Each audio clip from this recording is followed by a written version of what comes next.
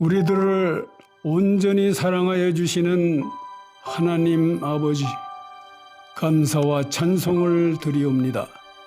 저희들을 온전히 사랑하심으로 성령 충만한 선각자들을 주셔서 하나님을 올바로 알고 섬길 수 있는 큰 은혜를 베푸시어 참 소망을 갖고 믿음 생활을 하게 하시니 감사하고 감사하옵니다. 오늘 하나님께서 기뻐하시는 개척교회를 담당하고 있는 8분의 목사님들과 안식일 학교에서 하나님께서 역사하시는 간증 시간을 갖게 하시니 참으로 감사하옵니다. 예수님께서 승천하시기 전 마지막으로 명령하신 땅끝까지 말씀을 전파하라고 하신 대로 순종하여 말씀 전하는 것을 사명으로 받들고 살아가시는 목사님들의 생생한 개척교회 간증을 통해 저희들도 말씀을 전해야 하는 사명감을 다시 한번 깨닫게 되는 귀한 시간 되게 하시옵소서. 개척교회를 위해 혼신의 노력을 다하는 목사님들과 성도들을 위하여 기도하는 우리 모든 교회와 교인들이 되게 하여 주시옵소서. 우리를 죄에서 구원하신 예수 그리스도 이름으로 기도하옵나이다. 아멘.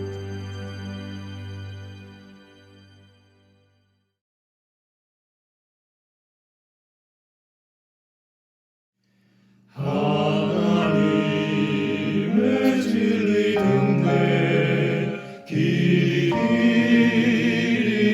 빛나네. 등대 지기 귀한 직분 우리에게 주셨네. 해상 근대 불을 켜서 험한 바다 기주세. 물에 빠져 헤매느니 건져내서 구하세. 죄의 마음은 기뻐하고 성난 물결 설렌다. 불빛 찾아 헤매느니 여기저기 많도다. 해상 근대 불을 켜서 험한 바다 비추세. 물에 빠져 헤매느니 건져내서 구하세. 약한 물을 도두어라. 동가 속에 빠지니 살길 찾아 애를 쓰니 의간에서 구하세. 해상 근대 불을 켜서 험한 바다 비추세. 물에 빠져 헤매느니 건져내서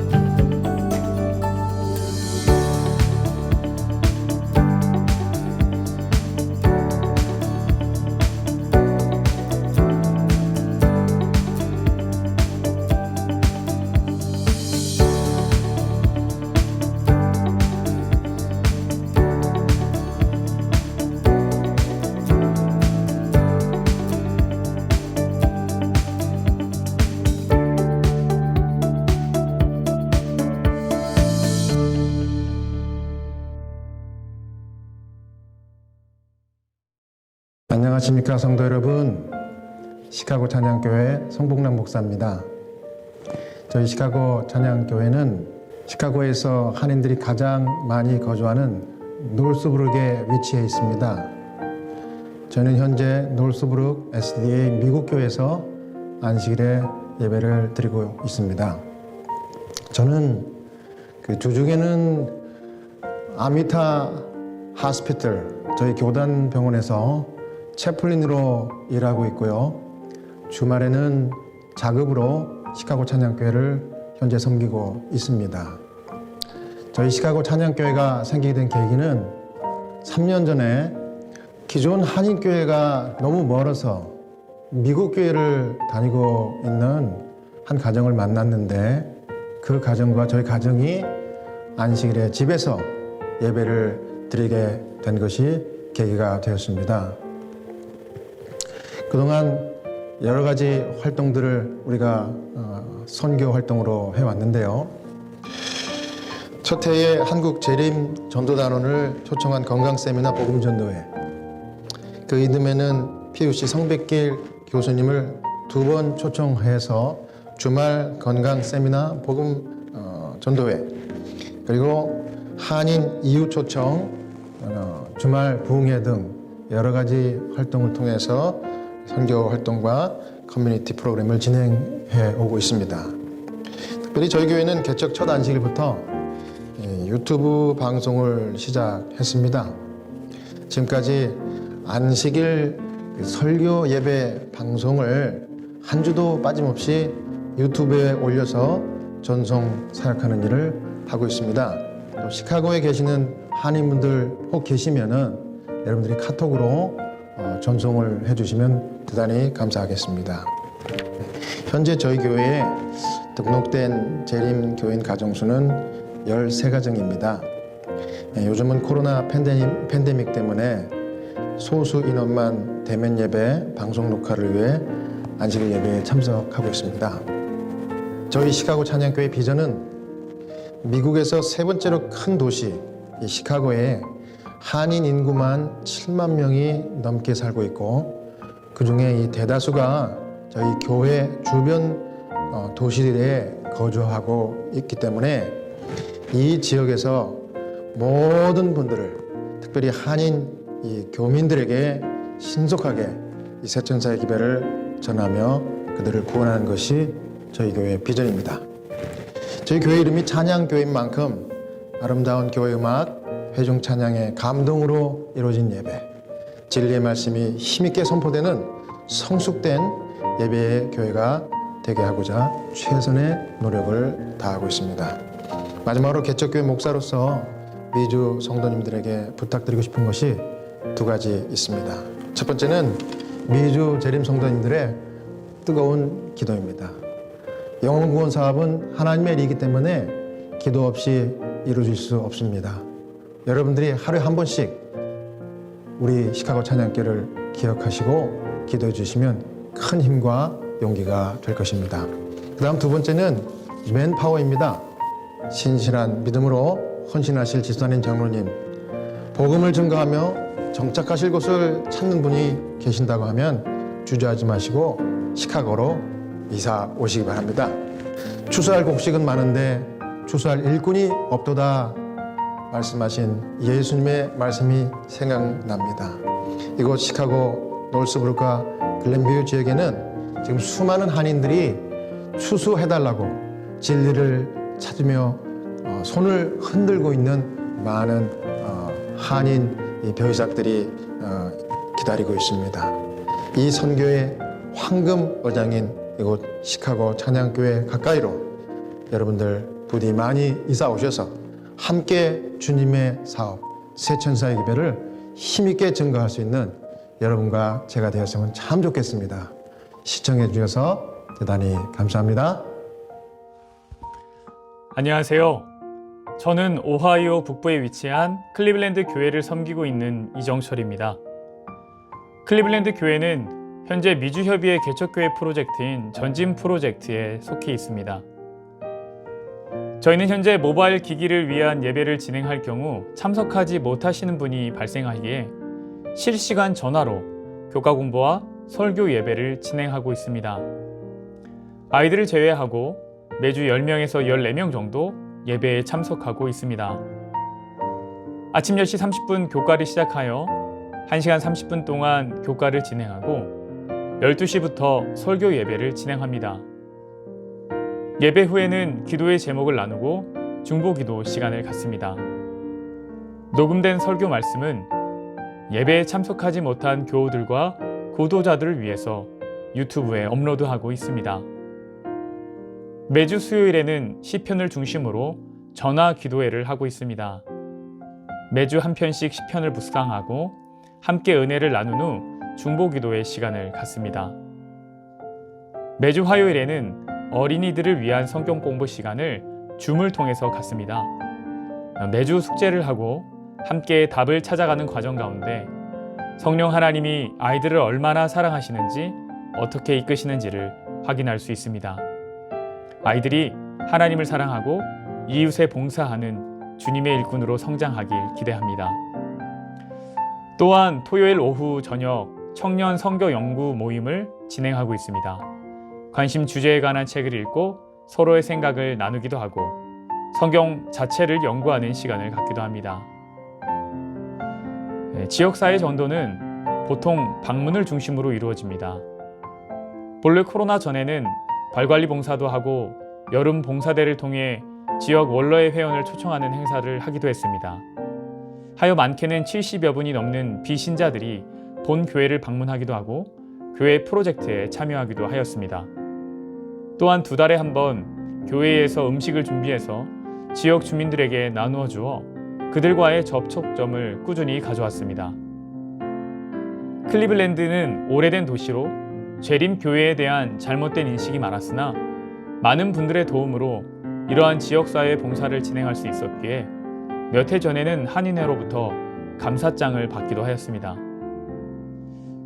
그러나 코로나 이후에는 직접 접촉이 있는 발관리 봉사는 피하고 함께 모이는 공식적인 행사는 하지 못하고 있습니다. 그러나 음식 나눔의 횟수는 오히려 늘렸습니다. 그러한 관계를 통해서 현재 2분의 구도자께서 교회 예배에 꾸준히 참석하고 있습니다. 이제는 한 주에 적게는 2가정, 많게는 5가정 정도 구도자를 방문하고 있습니다. 현재 교회는 장소의 협소함으로 인해 당분간 비대면 예배를 유지하게 될 것으로 보입니다. 그러나 하나님께서는 이러한 위기를 오히려 기회로 바꿔주셔서 예배에 참석하는 인원을 늘려주셨습니다. 그리고 지역사회와 연결된 분들에게 하나님의 말씀을 통해 접촉하기 위해서 찬양이 있는 전도 영상을 기획 중에 있습니다. 미주 교우들의 귀한 도움과 기도를 인해서 본 교회는 이곳에 계속하여 복음의 씨앗을 뿌려갈 수 있습니다. 이 모든 일에 하나님이 영광 받으시길 기도합니다. 감사합니다.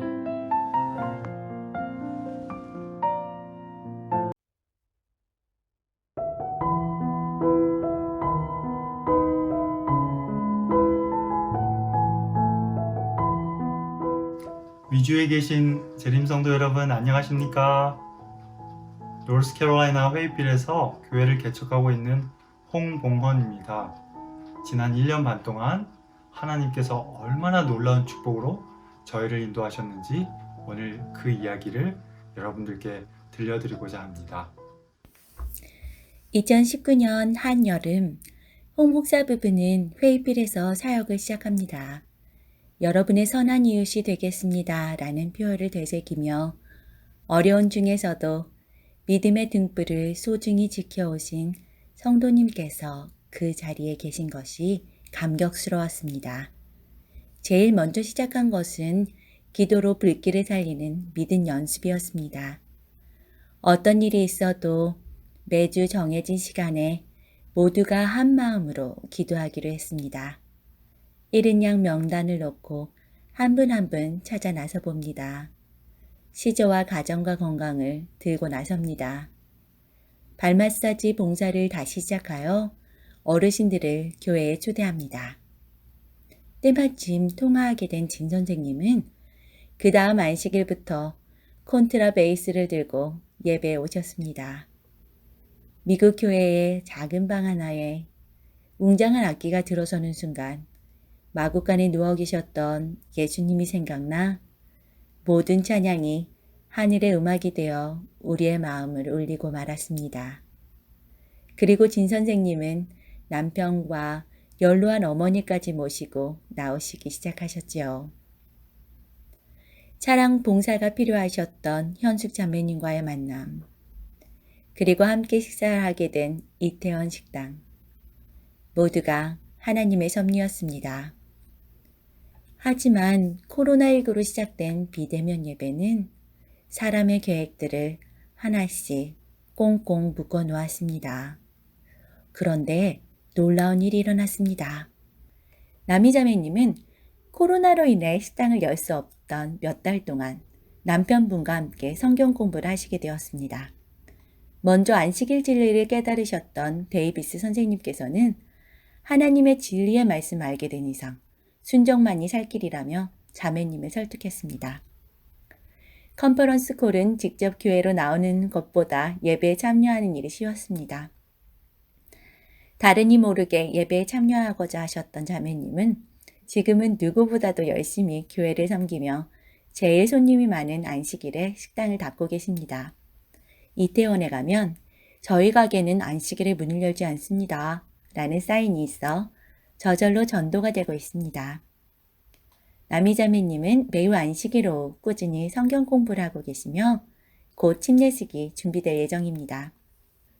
이곳 회의빌에 있는 모든 분들이 하늘 아버지를 만나 그 뜻을 알고 하나님의 나라의 선교사로 다시 태어날 수 있도록 모든 성도님들의 기도를 부탁드립니다. 지금 저희 교회는 전화로 예배를 드리고 있는데요. 코로나로 시작한 컨퍼런스 콜 예배는 오히려 축복된 점도 많습니다. 멀리서도 함께 참여하시는 성도님도 계시고 목회자만 알도록 예배에 참여하고 계시는 구도자도 계십니다. 다시 봄이 오고 있습니다. 회의빌에 오시면 죽기까지 영혼을 사랑하시는 그리스도의 향기가 퍼집니다. 눈에 띄는 변화가 아닐지라도 씨앗도 어린 싹도 생명이 있는 한 자라날 것입니다. 힘들고 어려운 중에서도 저희 교회를 위해 기도해 주시고 후원해 주신 모든 미주교회 성도님들께 진심으로 감사드립니다. 미주 재림성도 여러분 안녕하십니까? 저는 무교주인 델라웨어주에서 교회를 개척하고 있는 박승호입니다. 델라웨어주는 윌밍턴과 뉴욕시를 중심으로 꾸준히 한인들이 늘고 있어 현재 교회 인근 30분 이내에 약 3,000명의 한인들이 모여 살고 있습니다. 저희는 2017년 5월에 델라웨어 한인복지센터를 개원하여 이주 한인들의 정착 지원과 건강 증진 사업을 위한 영어회화, 컴퓨터, 시민권, 악기 지도 및 건강 요리교실 등을 운영하고 있습니다. 또한 매 학기 각 교실별로 미션 위크 행사와 안식일 오후에 있는 건강 세미나, 그리고 주중에는 영어 성경 교실 등을 통해 직접 선교 활동을 진행하고 있습니다. 지금까지 5년 동안 약 180여 명의 지역민들이 저희 프로그램들을 이용을 했었는데요. 작년 2020년 팬데믹이 시작된 이후로 저희가 3월 둘째 주부터 교회와 또 복지센터 문을 닫게 됐습니다. 지난 1년 동안 지역민들을 위하여 온라인상으로 저희가 무엇을 제공할 수 있을지 연구한 끝에 우선은 그동안 저희들 복지센터에 참여하셨던 분들을 위해서 단톡방을 개설을 하고 이 팬데믹 관련된 주요 정보들, 뉴스들을 제공을 했고요. 특별히 이제 스티뮬러스 패키지라든지 또 백신 접종이라든지 온라인상으로 등록을 하거나 또 지원을 해야 할 그런 부분들에 대해서 한인 지역민들이 잘 이해를 못하거나 또 컴퓨터를 잘 다룰 줄 모르는 분들을 위해서 개별적으로 저희들이 지원 활동을 했습니다. 특별히 유튜브를 통해서 예배 활동들을 또 생중계하거나 또 성경 연구는 또 저희들이 전화로 진행을 하고 있기 때문에 그나마 이 팬데믹 기간 동안이라도 지역민들과의 접촉을 계속 유지할 수 국민들 가운데에서 이 복지센터를 이용하시던 분들이 장소가 너무 협소하다라는 지적들을 많이 해왔었기 때문에 기왕 폐쇄되어 있는 이 상태에서 저희들이 이제 장소를 이전을 했습니다. 그래서 2020년 7월부로 저희들이 이제 한인들이 거주하는 지역의 가장 중심 부분으로 저희들이 이제 장소를 이전을 해서 복지센터가 다시 오픈되기 전까지 내부 공사들을 현재 진행을 하고 있습니다. 개척교회에 그동안 많은 분들이 지역교회로부터 정기적으로 또 방문을 하거나 또 가끔 오시는 분들을 중심으로 후원 활동들이 있었지만 팬데믹으로 인해서 일체 외부에서 오시는 분들이 접촉을 할 수 없게 됐기 때문에 약 80-90% 가까이 저희 후원금들이 줄어들었습니다. 그래서 이 팬데믹 기간 동안 사회적으로도 빈익빈 부익부가 심해지지만 더군다나 이 개척교회 활동 역시 활동도 위축됐을 뿐만 아니라 그런 후원들도 감소되어서 참 어려움들이 많으리라 생각이 됩니다. 앞으로도 우리 미주 재림 성도 여러분들께서 이런 개척교회를 위해서 또 더 나은 지역민들을 위한 봉사를 할 수 있도록 적극적인 관심과 또 후원을 부탁드립니다. 감사합니다. 미네아폴리스 한인교회는 미국 중북부 미네소타주의 주도인 세인트폴과 함께 트윈시티로 불리는 미네아폴리스에 위치하고 있습니다. 미네소타의 인구는 약 560만 명이며 이 가운데 한인은 약 2만 명 정도 됩니다. 세천사 기별을 전파하는 중대한 사명을 가진 미네아폴리스 한인교회는 미네소타주의 유일한 한인 재림교회로서 그 책임이 누구보다 더 크다 하겠습니다. 미네아폴리스 교회는 성령 충만을 기다리는 두 에브리띵이라고 하는 교회입니다. 안식일학교가 열심히 하는 새벽 기도회 또 화요 기도회를 통하여 기도로 하나 된 교회입니다.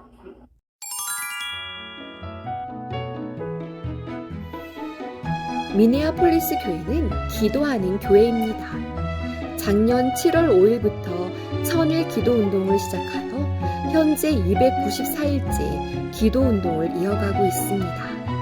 매일 낮 12시 카카오톡으로 기도 제목을 공유하면서 각자 있는 곳에서 한 마음으로 기도합니다. 2020년 코로나 바이러스로 인해 모든 것이 어려워졌지만 하나님은 우리의 위기를 기회로 바꿔주셨습니다. 미네아폴리스 교회도 모든 집회를 온라인으로 대체하느라 여러 시행착오와 어려움을 겪었었지만 오히려 온라인 모임이 정착되면서 이전보다 더 활발한 집회를 하게 되었습니다. 매일 아침 5시 새벽 기도회를 통해 모든 성도들이 한 마음으로 성령 충만을 위해 기도하고 있습니다. 이외에도 화요 기도회와 학생 청년 기도회를 진행하고 있습니다.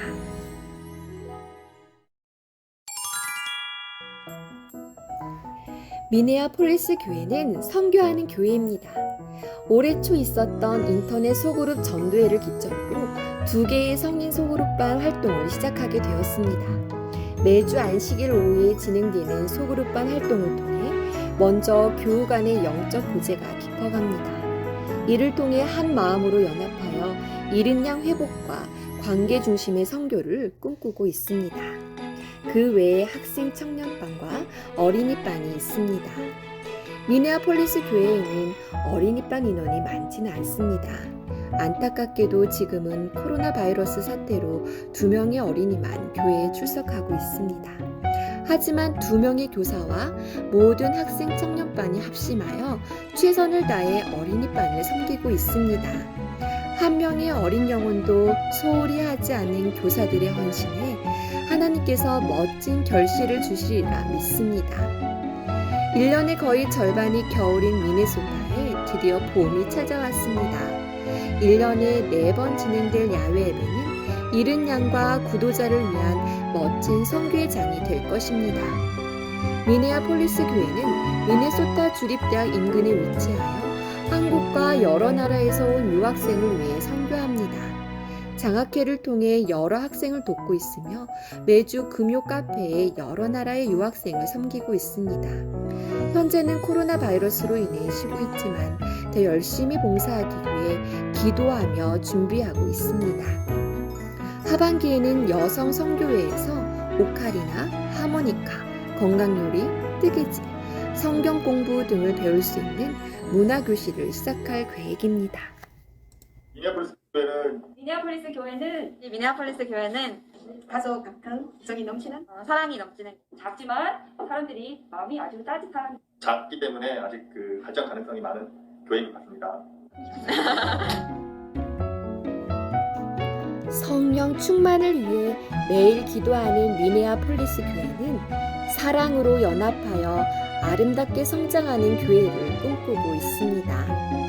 미주 재림 성도 여러분, 미네아폴리스 교회를 위해 기도 부탁드립니다. 감사합니다. 팜스프링스 한인 재림교회를 소개해드리게 돼서 반갑습니다. 하나님이 준비하신 자연 속에서 안식일을 지내다 보니까 벌써 한 해가 다 됐습니다. 주변의 자연에서 가족 예배를 또 보고 또 성도님들과 반갑게 안식일마다 모였습니다. 2020년 8월 22일 우리는 그레고리 호숫가 숲에서 안식학교로 모여 과정 공부를 했고 또 말씀을 연구하고 좋은 성도의 교제를 나누었습니다. 우리는 모일 때마다 마스크와 온도 또 2m 거리 두기를 철저하게 시행을 하였습니다. 2020년 크리스마스 2주 전에 본교회 앞마당에서 우리는 이 안식일 예배를 드리고 또 좋은 모임을 가졌습니다. 크리스마스 다음 날입니다. 펄모 호숫가 숲에서 우리는 그 안식일 예배로 아버지 하나님께 영광을 돌리고 또 좋은 성도의 교제를 나누었습니다. 이곳은 2020년 10월 우리 성도님의 집 뒤뜰에서 우리는 좋은 모임을 가졌습니다. 팜스프링스 지역은 지금까지 한인회가 결성되지 못하였는데 독도화가로 유명한 권용섭 그 화백이 친히 단장이 되시고 그래서 새로 한인회로 결성이 되었고 초대 회장의 이은영 회장님을 추대하기로 했습니다. 오전에는 안식일 예배로 모였고 오후에는 또 수묵화 그 전시회도 가져서 앞으로 이 한인 지역의 그 복음 전도를 위해서 좋은 교두부가 열리게 됐습니다. 우리는 그 출판 문서 전도를 통해서 팜스프링스 지역은 물론 전 미국에 이 복음을 전하는 일을 하고 있습니다. 특별히 이 여러 서적들, 이 서적들은 이제 주의 재림이 가까운 이때에 늦은 비를 받아야 되겠다 하는 그런 내용으로 이루어졌고 특별히 여기 영원한 본체를 붙잡다 이 번역서는 테드 윌슨 현 대총회장께서 추천한 그런 책입니다. 우리는 이 서적들을 통해서 속히 예수님의 재림이 도래하도록 우리는 열심히 전도 활동을 가지려고 합니다. 감사합니다. 팜스프링스 한인교회를 위해서 더욱더 기도와 또 격려, 성원해 주시기 바랍니다. 감사합니다. 안녕하십니까. 롱아일랜드 교회 김진택입니다. 교회는 뉴욕 맨하탄 동쪽으로 길게 뻗은 롱아일랜드에 위치해 있습니다. 교회 구성원들은 오래된 기존 교회에서 오신 고령층이고 또 노령에 따른 질병들을 다수 가지고 있어서 이 팬데믹 사태에 있어서는 가장 취약한 형편에 있습니다. 더구나 뉴욕은 코로나 집중 발병 지역으로서 매우 심각한 환경으로 지금까지 대면 예배를 하지 못하고 있습니다. 공관 복음에 새 포도주는 새 부대로 라는 그 말씀을 인용해서 우리가 먼저 새로운 부대가 되어야 하나님께서 새 포도주를 주실 때 감당할 수 있는 역량과 용적을 갖는다는 그런 신념을 갖게 되었습니다. 그래서 성령님을 모시는 간절한 기도 운동과 새 부대가 되어서 하나님이 주시는 어떤 사람들도 우리가 용납하고 서로 연합할 수 있는 그런 역량을 갖자는 운동을 전개하고 있습니다. 한두 사람이 성령의 충만함을 입는다면 그 영향력은 교회 전체에 미칠 것이고 선한 감화를 끼칠 것에 대한 또 기대도 갖게 합니다. 그래서 내적으로 성령님을 모심으로 우리가 새로워지는 그런 운동을 전개하고 있습니다. 여러 사정으로 중단되어 있던 금요 기도회가 열리게 되었고 또 부서를 통해서 새벽 기도회가 운영이 되고 또 일몰 예배도 계획이 되는 등 나름대로 또 재미있는 활동도 이어가고 있습니다. 그리고 안식일 분반 교과 토의 시간은 오히려 집중도가 훨씬 더 높아진 것 같은 그런 분위기입니다. 미주교회 협회가 시행했던 40일 성령 기도 캠페인에 저희가 참여하면서 성령께서 크게 깨우쳐 주시는 것이 있었습니다. 잃은 양에 대한 잊고 있었던 기억입니다. 그래서 성령의 도우심을 간절히 구하면서 부담을 안고 몇 분에게 연락을 했을 때 학수고대하고 준비하고 있었다는 듯이 즉각 응했습니다. 초청한 우리가 더 놀랐습니다. 그렇게까지 반응할 줄을 기대하지 않았었거든요.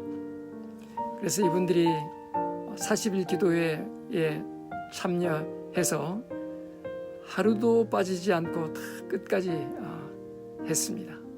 이어 교회 예배에 참여하게 되었고 안식일학교회 교과 공부에 적극적으로 참여하고 있습니다. 참 감사한 것은 이분들은 세상에 있는 친구들이 많습니다. 비재림 신도들이요. 그래서 소개받아서 또 이어서 성경연구회로 진행이 되어서 공부하고 있는 중입니다. 받는 것보다 주는 자가 복이 있는 그 복을 생각하면서 주는 교회로 변환되도록 교회 가고 소망을 가지고 그렇게 노력하겠습니다. 대단히 감사합니다. 안녕하십니까? 저는 동남가주 지역 힐탑교회의 김용진 목사입니다. 먼저 이 자리를 빌어 개척교회와 미자립교회를 돕기 위하여 전진 헌금을 드려주시고 기도해 주시는 모든 성도님들과 교회들에게 진심으로 감사를 드립니다. 먼저 힐탑교회의 개척 역사를 잠시 소개해 드리겠습니다. 로스앤젤레스와 로마린다의 중간 지점에 위치한 온타리오 지역 사방 20마일 지역에 한국 재림교회가 없었습니다. 이 지역의 세천사의 기별을 전하기 위하여 2017년 8월에 힐탑 영어권 사역이 동남가주 앞에 온타리오 재림교회에서 시작되었습니다. 교회를 떠난 사람들을 위한 교회를 목표로 사역을 시작하여 교회에서 상처받고 교회를 떠난 청년들을 찾기 시작했습니다. 처음에 9명으로 시작된 교회가 지금은 약 40여 명의 영어권 성도님들이 모이게 되었습니다. 모인 모든 사람이 교회를 떠났던 사람은 아니었지만 일부는 교회를 떠나 방황하던 잃은 양들이었고 어떤 청년은 10년이 넘게 교회를 나가지 않다가 교회를 나오게 되었습니다. 이제는 영어권을 밀어주고 세워줄 1세대 한국어권의 필요를 절감하던 중 작년 2월 1일 힐탑 한국어권 사역을 시작하게 되었습니다. 힐탑 한국어권의 목표 역시 교회에 상처받고 여러 가지 이유로 교회에 안 나가는 소위 가난한 성도들을 위한 교회가 되자는 것입니다. 그러나 전혀 예상하지 못했던 일이 일어났습니다. 제가 부임하고 교회에 6번 모인 후 코로나로 인하여 교회에 모이지 못하게 된 것입니다. 그리하여 온라인으로 예배를 드리는데 처음에 12명이 모이던 예배는 지금 30여 명이 모여서 하나님의 은혜를 누리고 있습니다. 현재 힐탑 영어권은 어린이 사역으로 리틀스타라고 하는 줌으로 하는 모임에 20여 명의 어린이들이 참여하여 성경 이해하기와 찬양 그리고 다양한 수공을 통해서 예수님을 행복하게 배우고 있습니다. 또한 10대를 위한 모임, 20대 대학생과 대학원생들을 위한 캠퍼스 사역과 3, 40대를 위한 소그룹 모임이 있으며 5, 60대 영어권들을 위해서 애플 클럽 모임이 있습니다. 그리고 온라인 사역의 필요가 절실한 요즘 힐탑.tv를 준비하여 청년들의 간증을 통하여 복음을 전파하고 있습니다. 힐탑 한국어권은 월요일부터 금요일까지 오전 5시 55분에 새벽 기도회를 줌으로 하고 있습니다. 지금은 3명의 목사님들이 돌아가면서 매일 시편 한 편씩을 읽고 묵상하며 교훈을 나누고 있는데 20여 명이 은혜를 사모하며 새벽을 깨우고 있습니다. 또한 작년에는 매주 수요일 저녁에 개인적 신앙 부흥을 위한 단계를 공부했으며 안식일 오후 3시에는 구원의 목사님을 강사로 요한복음을 연구하였습니다. 몇 주 전 교회의 사명을 이루기 위해 교회 지도자들이 모여 함께 기도하며 비전을 세웠습니다. 힐탑교회는 교회를 떠난 사람들을 위한 교회가 되고자 항상 기뻐하는 교회, 쉬지 말고 기도하는 교회, 범사에 감사하는 교회, 한국어권과 영어권이 차별이 없는 교회, 부담 주지 않는 교회, 이민 1세와 2세와 3세가 잘 어울리는 교회가 되기를 소원합니다. 다시 한번 미주에 계시는 모든 성도님들의 기도와 후원에 감사드리고 하나님의 은혜와 축복 속에 미주에 있는 모든 교회들이 코로나 시대를 잘 극복하고 힘있게 부흥하는 교회로 성장하기를 간절히 바랍니다.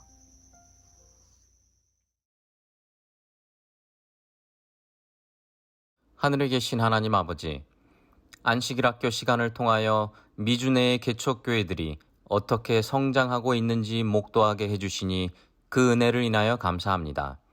개척교회를 맡아 수고하시는 목사님들과 사모님들에게 힘과 용기를 주시고 그분들이 뿌리는 복음의 씨앗들이 큰 열매를 맺을 수 있도록 하나님께서 인도하여 주시옵소서.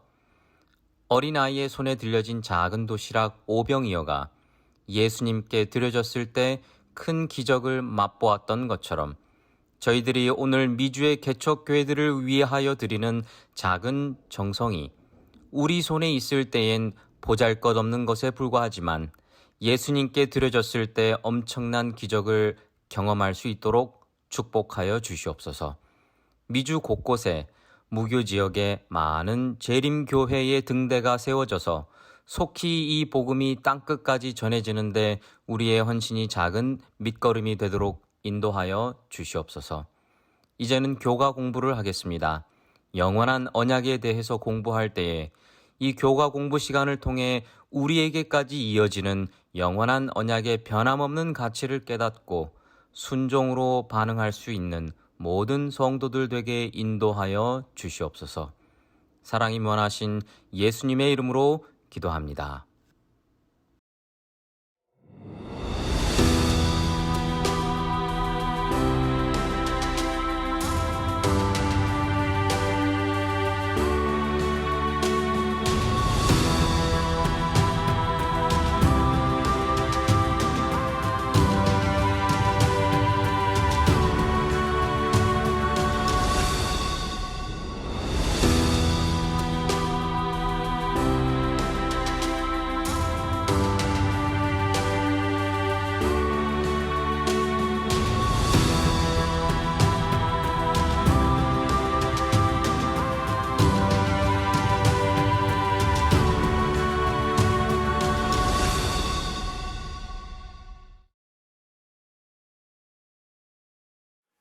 안녕하십니까 미주교회 성도 여러분들, 오늘 이렇게 귀한 안식일 안교 교가로 함께 만나게 된 것 우리 하나님께 감사를 드립니다. 오늘은 2021년 제2기 제4과 영원한 언약이라고 하는 주제로 저희가 함께 이 말씀을 나누는 시간을 갖도록 하겠습니다. 오늘 기억절 말씀은 창세기 17장 7절 말씀이 오늘 기억절 말씀 되겠습니다. 내가 내 언약을 나와 너 및 대대 후손 사이에 세워서 영원한 언약을 삼고 너와 내 후손의 하나님이 되리라. 네, 오늘 이 창세기 17장 7절의 이 말씀은 너무나 여러분들이 잘 알고 계시는, 익히 잘 알고 계시는 우리 말씀이죠. 우리 하나님께서 아브라함에게 해주신 영원한 언약, 그리고 그 언약의 대상이 너와 내 후손, 내까지 미치겠다고 하는 이 약속의 지경과 범위가 담겨져 있는 귀한 약속의 말씀입니다.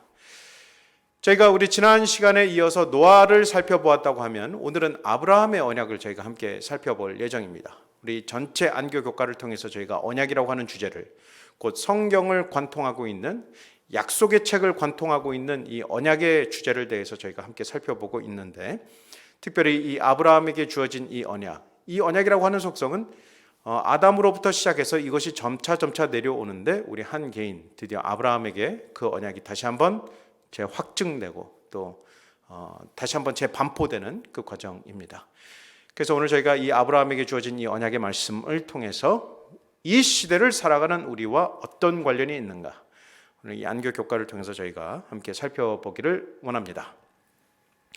하나님께서는 왜 아브라함을 불러내셨는가? 우리 부자 선지자 125페이지는 다음과 같이 말씀하고 있습니다. 바벨에서 흩어진 이후에 또다시 우상 숭배가 거의 보편화되자 마침내 주께서는 완고한 범법자들은 그들의 악한 길을 따르도록 내버려 두시고 셈 계통의 아브라함을 택하셔서 후대를 위하여 당신의 율법의 보존자로 삼으셨다. 이 말씀에 보니까 아브라함인데 어떤 아브라함을 말씀하고 있냐면 셈 계통의 아브라함을 말씀하고 있습니다. 다른 말로 아브라함은 셈 족속의 후예라고 하는 사실입니다. 그런데 이 셈 족속의 후예인 아브라함에게 율법의 보존자를 맡기신 이유, 사실 여기에서부터 출발하거든요. 하나님께서 왜 아브라함을 불러내셨는가라는 것을 우리가 따져볼 때에 하나님께서는 셈 계통의 아브라함을 불러내셔서 율법의 보존자로 선택하셨다고 말씀하고 있습니다. 그러면 이것이 왜 그렇게 일이 진행되었는가? 우리는 그 전 언약을 살펴볼 필요가 있습니다. 바로 우리가 지난 시간에 배웠던 노아의 언약입니다. 창세기 9장 25절 27절 말씀에 가나안의 아버지 함이 그의 아버지의 하체를 보고 밖으로 나가서 그의 두 형제에게 알리매 가나안은 셈의 종이 되고 하나님이 야벳을 창대하게 하사 셈의 장막에 거하게 하시고 가나안은 그의 종이 되게 하시기를 원하노라 하였더라. 네, 우리 이 노아의 자녀들에 관한 이 노아의 어떤 그 축복들과 이 저주들을 다루는 장면입니다. 이 약속의 말씀대로 그 약속이 성취되어져 가는 그 과정 가운데 아브라함의 언약이 함께 들어가 있습니다. 하나님께서는 이 가나안 땅으로 아브라함을 이끌어내셔서 노아의 그 약속들과 또 그가 축복했던 모든 과정들이 이루어질 뿐만 아니라 그 일을 성취하기 위해서 셈 족속의 아브라함을 불러내셔서 가나안 땅으로 이주시키셔서 바로 그 가나안 땅을 정복하게 하는 그 역사를 아브라함을 통해서 이루고 계십니다. 그래서 여호수아 24장은 다시 가나안 땅을 정복하는 여호수아가 그 사명을 다시 한번 되새기고 있습니다. 여호수아 24장에 뭐라고 이야기하고 있습니까? 여호수아가 모든 백성에게 이르되, 첫 번째, 강 저쪽에서 너희 조상 아브라함을 강 저쪽에서 이끌어내어 가나안 온 땅에 두루 행하게 하고, 두 번째, 그의 씨를 번성하게 하려고 이 땅을 우리에게 주셨다고 고백하고 있습니다. 이것이 바로 하나님의 목적이었습니다. 그래서 하나님께서 아브라함을 부르신 이유는 셈 족속인 아브라함이면서 이 아브라함, 신실한 이 믿음의 사람의 됨됨이를 보시고 하나님의 목적을 수행하시고자 율법을 보존하고 그 온 땅에 증거하게 하기 위한 그 수단으로서 하나님께서는 그 사람을 불러내셔서 그 사람을 활용하시고 이 가나안 땅의 정복을 맡기십니다. 그래서 여러분, 우리가 이 창세기의 말씀을 살펴보면, 이 특별히 아브라함의 이동 경로를 살펴보면 마치 무엇과 같냐면 가나안 정복의 역사와 매우 비슷한 모습을 보여주고 있습니다. 창세기 12장 1절에는 하나님께서 아브라함을 불러내시죠. 내가 내게 보여줄 땅으로 가라 그랬습니다. 여호수아는 이것을 가리켜 강 저편에 있는 아브라함을 불러낸 하나님의 목적이라고 이야기를 하고 있습니다. 그리고 이 가나안을 정복하는 아브라함의 역사를 한번 보십시오. 내가 이 땅을 내 자손에게 주리라 하신지라 라고 하신 말씀 이후에 아브라함의 이 가나안을 두루 다니는 그 형편을 바라보면 뭐처럼 보입니까? 네, 여호와께 그곳에서 제단을 쌓고 거기서 옮겨 장막을 치고 제단을 쌓고 장막을 치고 점점 남방으로 옮겨 갔더라.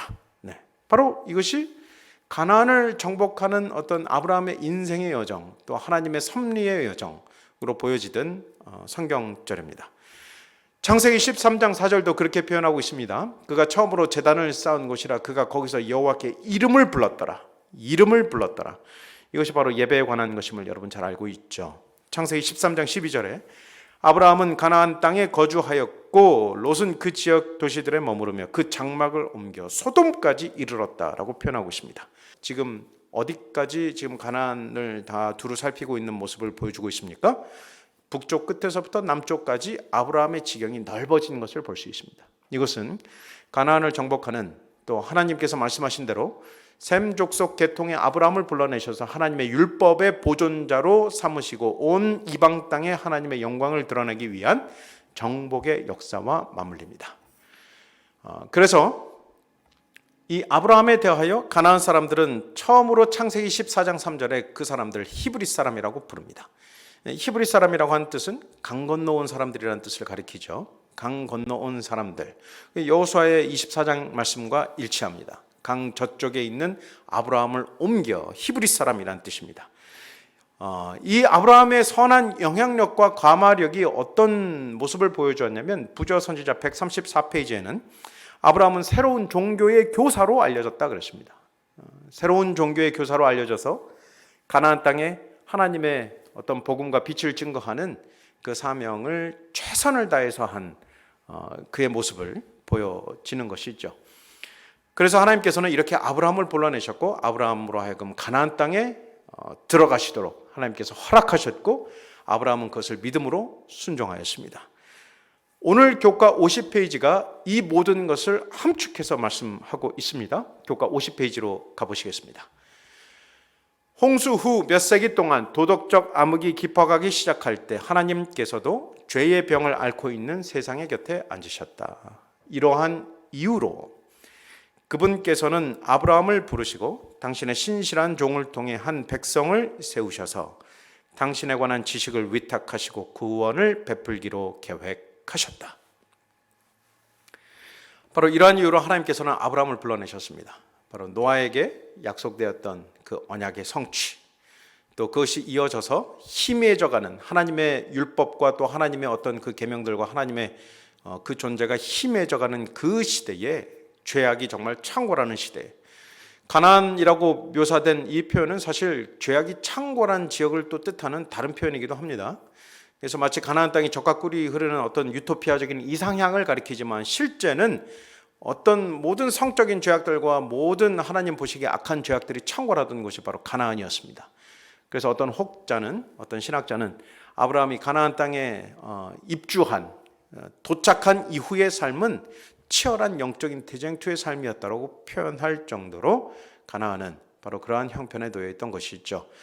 그러한 가운데 하나님께서는 셈족인 아브라함을 불러내셔서 그 아브라함에게 하나님의 율법의 보존자로서의 역할을 맡겨주시고 가나안 땅에 입성시키셔서 온 땅에 하나님의 백성들과 이방들에게 하나님의 뜻을 알리기를 원하는 사람으로 세우셨다고 하는 사실입니다.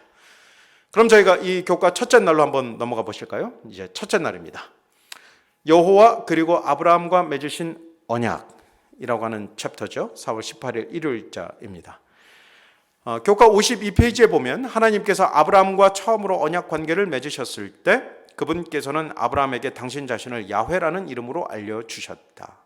야훼라는 이름은 구약에 6828번 등장하지만 정확한 의미는 신비에 가려져 있다. 아마도 존재한다라는 뜻을 지닌 동사 하야의 한 형태인 것으로 보인다. 오늘 교과의 저자는 이 야훼에 대한 그 의미를 아마 존재하다, 빙이라고 하는 그 하야의 한 의미로 추측된다. 그래서 야훼라는 뜻이 무엇입니까? 스스로 존재하시는 분, 자존하시는 분, 또 스스로 존재하시는 분. 그래서 나는 여호와니라, 나는 스스로 있는 자니라. 그래서 야훼라는 이름을 소개하고 있습니다.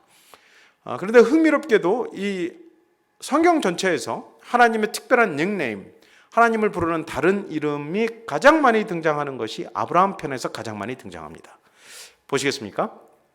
창세기 17장 1절에 전능한 하나님이라고 하는 표현이 등장합니다. 이제 히브리어는 엘 샤다이죠. 우리가 다음 교과 시간에 저희가 함께 살펴볼 텐데 엘 샤다입니다. 두 번째, 아브라함이 하나님을 뭐라고 불렀냐면 여호와 이레 하나님으로 불렀습니다. 준비하시는 하나님이라는 뜻이죠. 세 번째, 하나님은 도우시는 하나님이다 라고 그래서 이 엘리에셀이라고 하는 자기 그 수하에 충직한 그 종의 이름을 통해서 하나님의 이름을 증거하고 있습니다. 하나님은 도우시는 분이다 라는 뜻입니다. 그리고 마지막으로 창세기 14장에 살렘 왕 멜기세덱이라고 하는 이 이름을 통해서 하나님을 예표하는, 예수 그리스도를 예표하는 그 이름이 등장하는데, 이것이 이제 소위 평강의 왕, 살렘 왕, 평강의 왕 멜기세덱, 그래서 정의 왕이라고 하는 뜻입니다. 이 아브라함의 일생을 통해서 많이 등장하는 것이 무엇이라고요? 바로 하나님의 이름이 많이 등장합니다. 하나님의 이름이 등장한다고 하는 것은 하나님의 속성이 드러난다는 것을 또한 의미합니다. 여러분, 왜 하나님의 이름이 이토록 많이 등장하는 것일까요? 그것은 이 모든 언약의 시초가 되고 모든 백성들에게 언약을 약속하실 아버지가 될 아브라함과 언약하시기 이전에 하나님께서는 당신 자신을 소개하고 계십니다. 아브라함을 통해서 말이죠. 아브라함을 통해서 하나님 당신 자신을 표현하고 계시는 것입니다. 그래서 하나님께서는 아브라함에게 하나님을 뭐라고 소개하셨냐면 야훼라고 말씀하셨고, 아브라함도 하나님과의 관계를 통해서 여호와 이레, 준비하시는 모든 것을 준비하시는 하나님이라고 소개하고 있습니다. 그리고 엘샤다이, 전능한 하나님, 자신의 인생 가운데 찾아온 정말 자기가 아무것도 할 수 없는 무기력한 그런 육체적 상태에서 생명을 생산해낼 수 있도록 도우시는 전능한 하나님을 소개하고 있으며, 자기의 가족들과 자기의 삶을 통해서 엘리에셀, 또 멜기세덱, 평강의 왕, 정의 왕을 소개하고 있습니다. 이것은 하나님 당신을, 그분을 직접 표현하는 표현법들이고, 지금 언약이라고 하는 중요한 계단에서 하나님 스스로를 소개하고 계시는 장면입니다. 여러 이 하나님을 나타내는 이름 가운데 특별히 우리가 둘째 날 소지로 넘어가 보실 텐데, 둘째 날은 바로 엘샤다이입니다. 이 엘샤다이는 창세기 17장 1절에 아브라함이 99세 때에 여호와께서 아브라함에게 나타나셨습니다. 그리고 하나님께서는 아브라함에게 뭐라고 소개하셨냐면 나는 전능한 하나님이라고 소개하셨습니다. 이 전능한 하나님. 그래서 이것을 이제 히브리어로 엘샤다이라고 하는데, 그러면서 전능한 하나님께서 무엇을 말씀하셨냐면 내가 내 언약을 나와 너 사이에 두어 너를 크게 번성하게 하리라. 내 언약이 너와 함께 있으니 너는 여러 민족의 아버지가 될지니라. 여러분 한번 생각해 보십시오. 99세에 너를 크게 번성하게 하리라. 너는 여러 민족의 아버지가 될지니라. 여러분 이거 믿기십니까? 99세에 이러한 그 약속을 받는 것, 우리 생물학적인 원칙으로는 사실 믿기 힘든 일입니다. 이 99세의 아이를 낳아서 사실 지금 아이를 낳아도 다시 기르는 일이 참 어려운 일인데 99세의 아이를 낳아서 기른다고 하는 것도 사실 힘든 일이죠. 그런데 생명력의 어떤 것을 낳을 수 있는 그 모든 원천이 끊어졌음에도 불구하고 하나님께서는 지금 무엇을 말씀하고 계시냐면 너를 크게 번성하게 하리라. 바로 다산, 생육의 번성을 말씀하고 있습니다. 뿐만 아니라 너는 여러 민족의 아버지가 될 것이라고 하는 후손의 번창을 이야기하고 있습니다. 그것이 99세 때의 이야기입니다. 이 99세 때 이 말씀을 주실 수 있는 하나님은 어떤 하나님이어야만 할까요?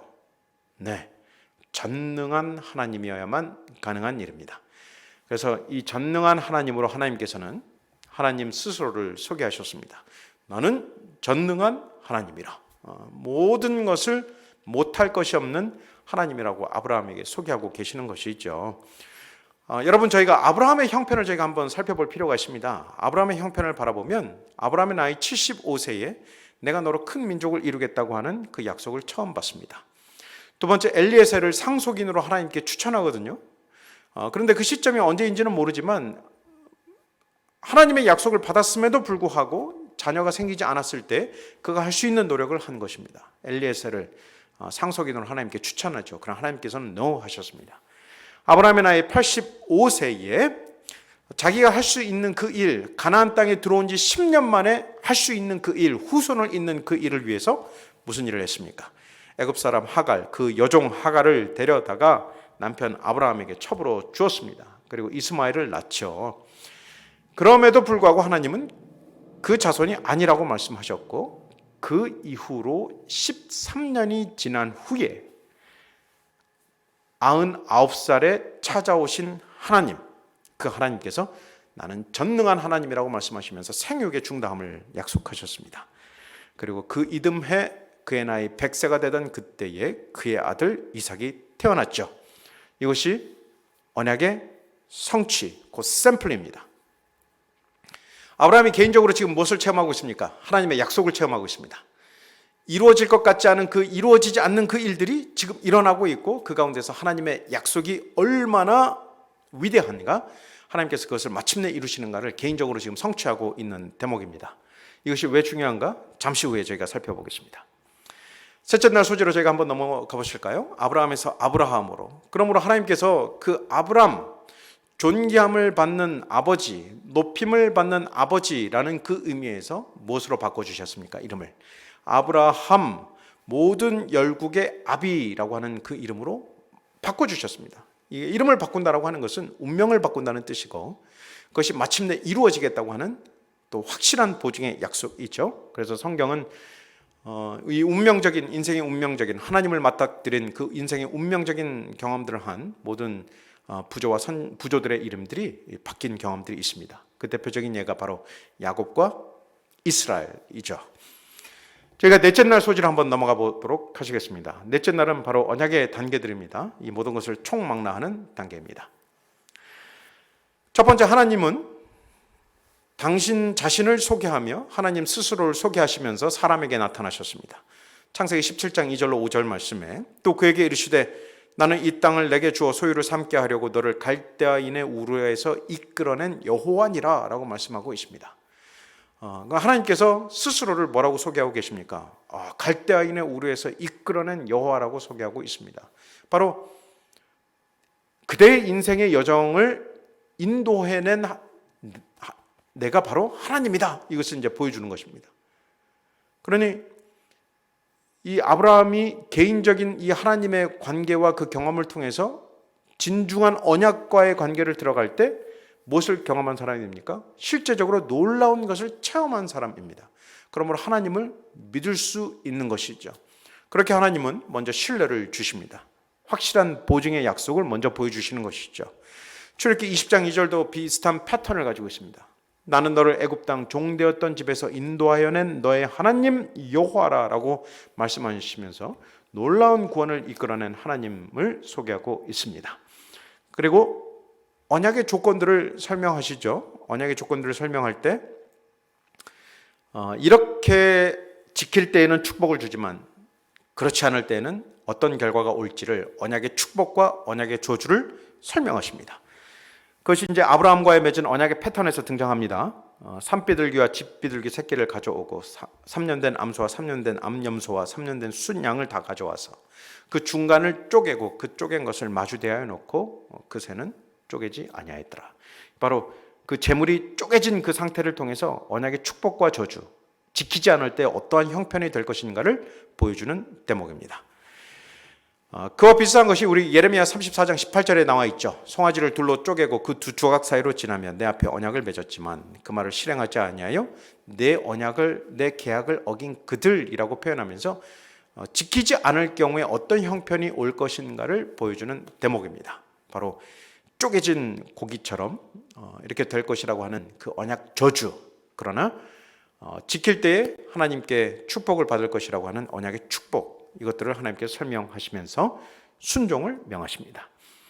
그리고 세 번째는 축복을 약속하십니다. 당사자와 자손들에게 약속하십니다. 내 자손뿐만 아니라 너는 장수하다가 평안히 조상에게로 돌아가 장사 될 것이라. 당사자뿐만 아니라 그 후손에게까지 그 약속의 말씀을 주시고, 그리고 언약식을 거행하죠. 해가 져서 어두울 때 연기나는 화로가 보이며 타는 횃불이 쪼갠 고기 그 사이로 지나가는 장면입니다. 그것이 이제 마침내 언약식이거든요. 그래서 하나님께서는 이 언약을 맺기까지 어떻게 그대를 인도하셨는가를 하나님께서 보여주시고 하나님을 소개하시면서 이 언약을 맺자고 초청하시면서 언약의 축복과 저주를 보여주시고, 그리고 이것을 맺을 때에 어떤 축복이 있는가를 하나님께서 또 설명해 주십니다. 우리는 그것을 믿고 신뢰하는 마음으로 하나님과 언약 관계로 들어갑니다. 그리고 이 아브라함과 맺은 이 언약식에서 횃불이 쪼갠 그 고기 사이로 지나가는 장면이거든요. 이것을 한 신학자는 이렇게 표현했습니다. 알렉 모티어라는 구약의 신학자는 오직 하나님만이 갈라진 조각 사이들을 지나가신다. 맹세를 서약하는 분도 오직 하나님이며 언약을 약속으로 만들고 그 일을 끝까지 지켜보기로 작정하신 분도 오직 하나님이시다. 이 모든 것은 언약을 깨뜨릴 경우 그에 대한 처벌도 자신이 감당하겠다는 의미를 담고 있다.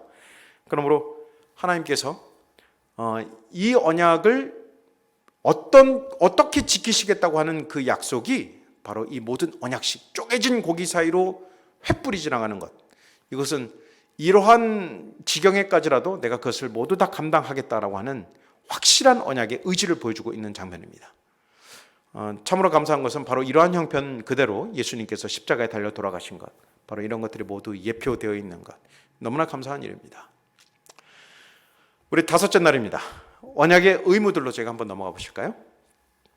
창세기 22장 1절로 2절 말씀에 그 일 후에 하나님이 아브라함을 시험하시려고 그를 부르시되 아브라함아 하시니 그가 이르되 내가 여기 있나이다. 여호와께서 이르시되 내 아들 내 사랑하는 독자 이삭을 데리고 모리아 땅으로 가서 그곳에서 번제를 드리라고 하나님께서 말씀하셨습니다. 지금 약속의 자녀인 이삭을 뭐하라고 말씀하고 있는 것입니까? 번제로 드리라고 말씀하고 있는 것입니다. 이때 아브라함이 한 일이 무엇입니까? 순종하죠. 순종합니다. 그리고 마침내 그 땅 말씀하신 모리아산에 도착해서 그 사환들에게 말하겠죠. 아이와 함께 저기 가서 예배하고 우리가 너희에게로 돌아오리라. 여러분, 그런데 이 말씀에 보면 이 아이라는 표현이 나르라고 하는 이 히브리어 표현이 성경에서 귀한 아이들에게만 적용된 표현입니다. 아브라함이 귀하게 얻은 이스마엘, 또 야곱이 가장 사랑했던 요셉, 한나가 어려운 중에 낳았던 사무엘, 그리고 아브라함이 지금 이 이삭을 그 아이라고 부르고 있거든요. 바로 어렵게 얻은 귀중한 아기를 표현할 때 바로 이 아이라고 표현할 수 있는 것이죠. 두 번째, 예배하다라고 하는 뜻입니다. 내가 예배하고 돌아오리라 라고 하는 이 표현인데, 이 예배, 이 앞에 전치사 to가 붙었습니다. 그러니까 이 말은 무슨 말이냐면 하나님을 뵙고 오겠다라고 하는 뜻입니다. 이것을 다른 말로 표현해 보면 내가 내 사랑하는 내 새끼와 함께 저기 가서 하나님을 뵙고 우리가 다시 돌아오겠다. 이 아버지의 애틋한 맹세, 다짐, 믿음의 선서, 이것들을 지금 하고 있는 것입니다. 마침내 우리가 다시 돌아오리라. 바로 이 말씀 그대로 이 미약한 정말 믿음이나마 하나님께서 그것을 귀하게 봐주셔서 마침내 그의 믿음의 헌신이 올라가고 모리아산에서 마침내 그 언약의 아들, 약속의 아들 이삭을 번제로 드릴 때에 하나님께서 그 믿음을 받으시고 이삭을 죽이지 말라고 말씀하셨습니다. 내 사랑하는 내 독자를 아끼지 아니하였다고 하나님께서 칭찬하시고 그 믿음을 받으셨습니다. 하나님께서 왜 이 일을 진행하신 걸까요? 왜 이 일을 행하신 것일까요?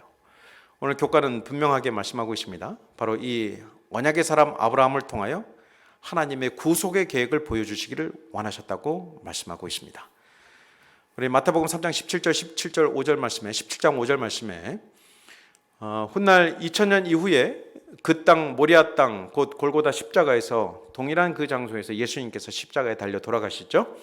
예수님을 가리켜 우리 하나님께서는 내 사랑하는 내 아들, 내 기뻐하는 자라 하리라 그랬어요. 그러니까 이삭의 이름이 웃음이라고 하는 것을 생각할 때 우리 예수님을 하나님께서는 내 사랑하는 아들, 나의 기뻐하는 자라라고 말씀하고 있습니다.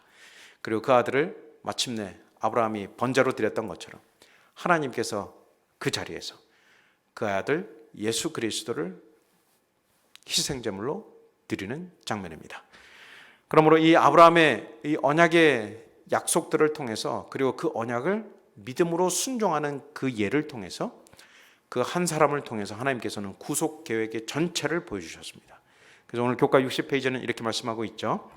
하나님께서는 세상의 구원의 계획을 선포하는 일을 돕도록 하시기 위하여 당신의 은혜 가운데 아브라함을 당신의 도구로 선택하셨다. 사랑하는 성도 여러분, 오늘 이 아브라함에게 주신 언약은 오늘날 살아가는 우리들에게도 해당되는 내용입니다. 우리 하나님께서는 여러분들에게 각자 언약을 허락하셨습니다. 그리고 이 땅에 다시 오셔서 우리를 데리고 가시겠다고 하는 그 약속의 말씀도 우리에게 주셨습니다. 그리고 오늘 이 시대를 살아가는 우리는 우리의 실제적인 삶을 통해서, 우리의 재림을 소망하는 삶을 통해서 하나님의 언약을 바라볼 수 없지만, 그러나 우리의 삶을 통해서 그 하나님의 언약이 살아있음을 증거하고 우리의 믿음과 순종을 통해서 그 언약을 성취하며 또 많은 사람들에게 증거하는 우리의 삶이 되어야 될 줄로 믿습니다. 하나님께서 그 미력한 한 사람을 통해서 구속 계획의 전체를 보여주셨던 것처럼 오늘 살아가는 여러분들의 삶을 통해서 하나님께서 주시는 놀라운 구원의 계획이 이루어지는 그 모습들을 저희가 바라볼 수 있도록 우리 재림교회 성도로서의 삶을 살아가시는 저 여러분들 되길 바라면서 오늘 말씀을 마치겠습니다.